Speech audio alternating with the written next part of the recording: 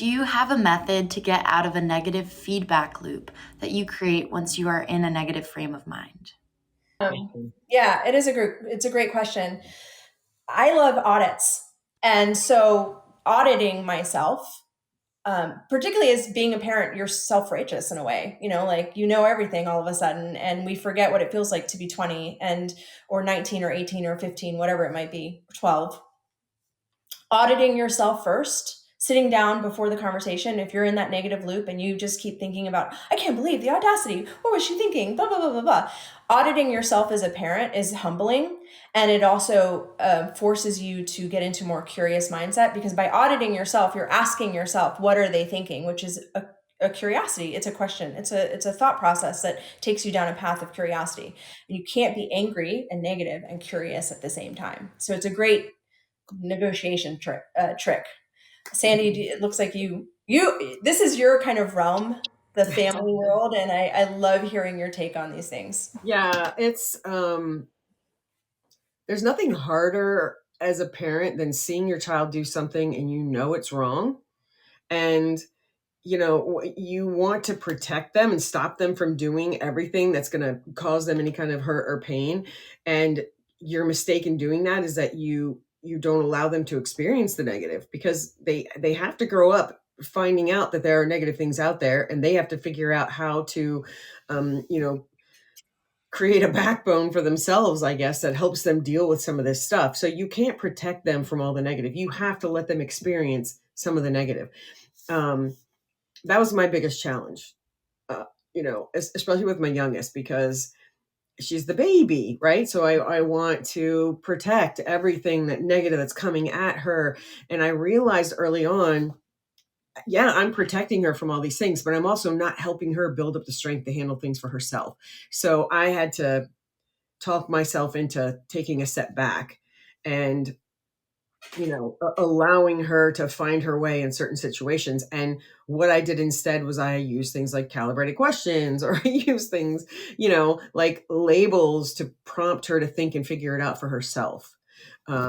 Yeah, but what was the original So question again? yeah, the original question was, how do you get out of a negativity like loop where you're always being, it sounds like you're just getting back into negative. And it seems like taking yourself out of the situation, being less intimate with and engaged with the situation, and being aware of this as a journey for the other person Yeah. is one of the ways to do it, because it gives you better perspective.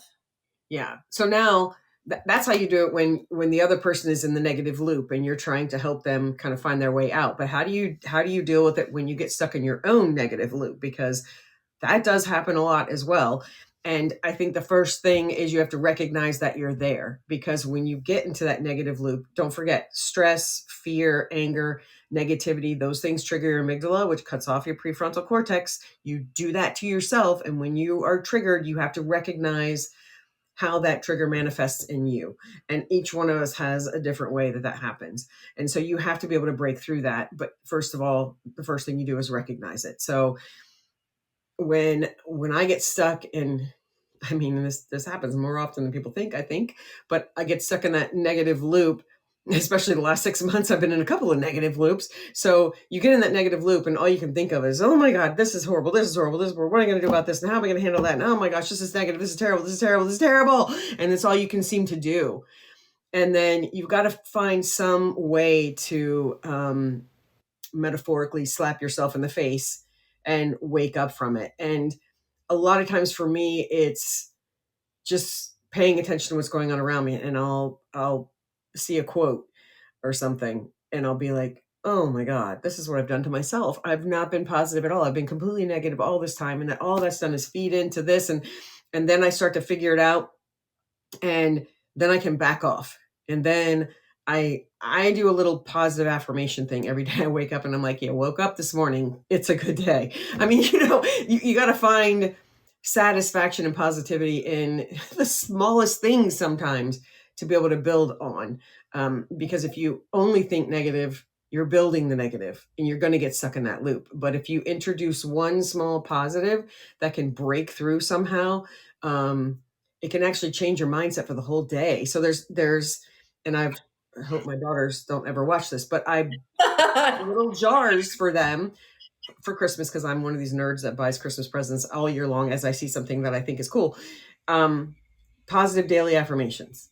So it's a jar that holds 365 positive daily affirmations, because two of my daughters, they are famous for getting into negative loops. So if I give them those, open one a day, positive affirmation in the morning, it can stop that negative loop they have going before it even starts on any given day. So, think about that for the people around you. Think about that for yourself. If you're, if you have those little peel off calendars that has a little funny joke that you can read every day, even something just to inoculate yourself with a little bit of positive immediately off the bat in the morning when you get up is Well, helpful. something about what you're saying is so important, which is, what do you want? Like, and that's for the other person too. So you have this negative loop that you're in, but you don't, the truth is you have all these reasons you might be in this negative loop that are justifiable reasons. But it sounds like what you're saying, Sandy, is your long-term vision can override the negative loop. And if you remind yourself of that long-term vision of wanting to be getting the most out of life or living in a positive way, that long-term vision, and then working towards that that's the strategy behind the vision. The strategy behind the hope is extremely powerful. Yes. It's more powerful than I think people realize, because things are not always going to be going positive for you. You're going to have negative things hitting you probably daily, a little negative thing here and there hitting you daily. And it's the way you respond to that as opposed to react to that. And we say this all the time: try to respond to things and not react to things. It's the way you respond to that that is going to determine if you stay on the negative lane or if you head toward the positive direction. And just recognizing that in yourself, and recognizing whether or not you're a person that tends to lean into the negative or lean into the positive, and what maybe is happening that causes you to go one way or another. If you can think about that, I think you can affect change in yourself and in your mindset as to whether or not you're staying negative, or managing to find just a little tiny positive thing.